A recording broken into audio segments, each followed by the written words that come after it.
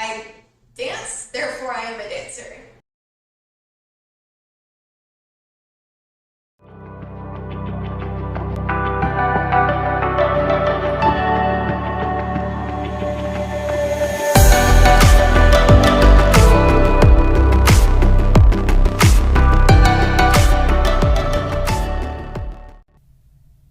Hey friends, my name is Athena Brooks. You can call me AJ. I am a dancer, a choreographer, and now a teacher. I just started my own online dance school called B Plus Dance that I created mainly for dancers who are normally prejudiced against in the current dance culture. And I'm going to tell you why.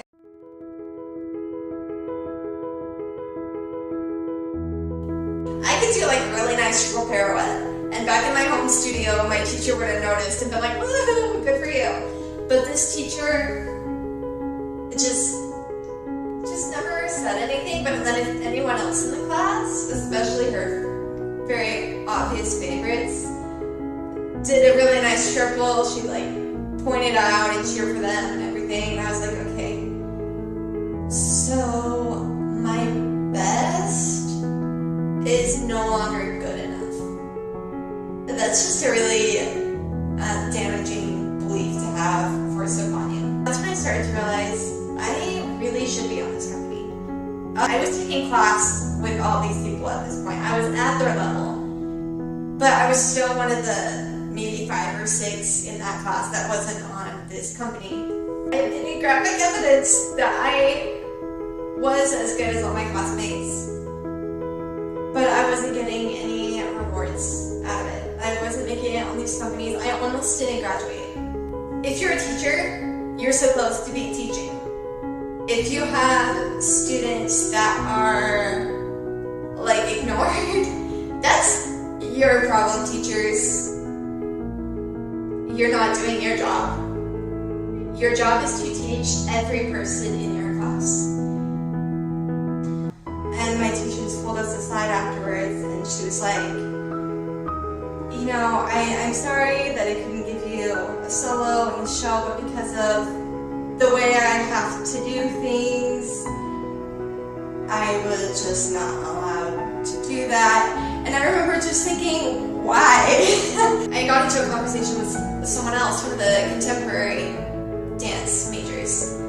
And she was like, yeah, I kind of had the same thing happen. She was like, I was on this company for a couple of years and then inexplicably did not make it onto the team this year. And so I asked why, and the company director just sort of stuttered and really just avoided answering the question. And I was like, oh, that's kind of sus. What teacher out there is going to be like, oh yeah, you're too fat, like, or yeah, you suck. Like, what teacher's gonna say that outright? There's some that might, you could think that would cause them problems, but they don't, because it's so normalized.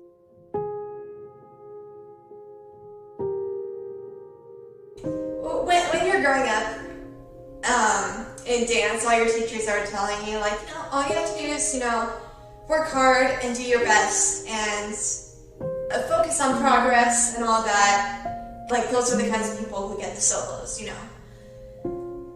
And I was doing all of that. Like, I was doing my best. I improved so much in college. Why am I so scared of failing then? If I'm definitely good enough to be passing my classes, if I'm good enough to get on these companies, why am I not? I don't know. You just start to think, okay, maybe there is something wrong with me. If it's not my dancing, if it's not my work ethic, then there must be something wrong with me that's keeping me from succeeding. And nobody's telling me what that is, so maybe it's just me as a whole, as a person. I must be just inadequate, and I'm never going to be good enough. And doesn't matter what I do, my best is never going to be enough. Halfway through this program, he comes up to me and he's like, yeah, this isn't gonna work. This piece would be better without you. This isn't the first place I've experienced this. Any place I went to outside of my own studio kind of that treated me the same way. That I just wasn't good enough. And not just technique-wise, but just as a person. I wasn't charismatic enough, I wasn't thin enough, I wasn't tall enough, I wasn't pretty enough, it wasn't whatever it was. And so after he kind of cut me out of his piece, I remember standing on the balcony on the second floor of La Scala. I'm wondering if I should jump.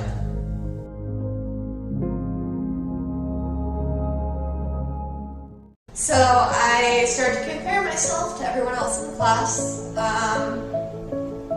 and there was one thing that stood out to me immediately, and that was all the dancers in the upper levels looked the same.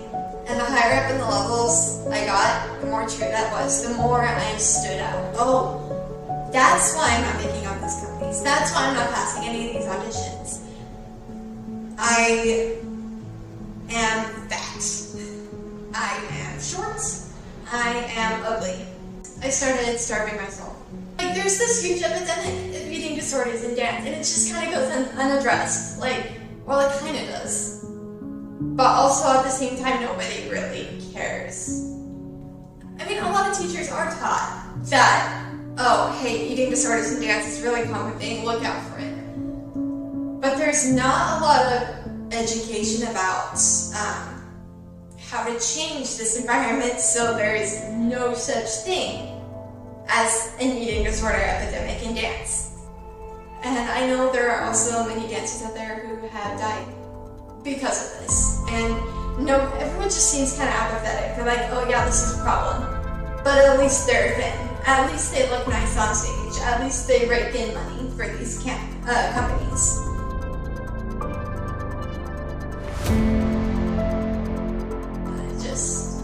Keep getting that message that I'm just not good enough, and I never will be.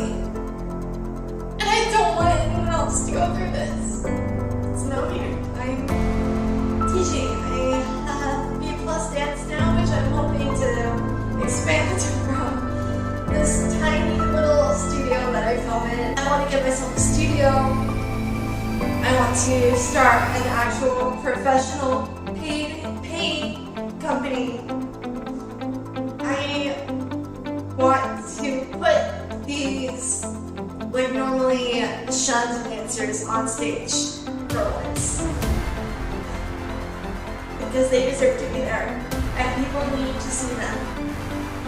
People need to see people like themselves succeed, and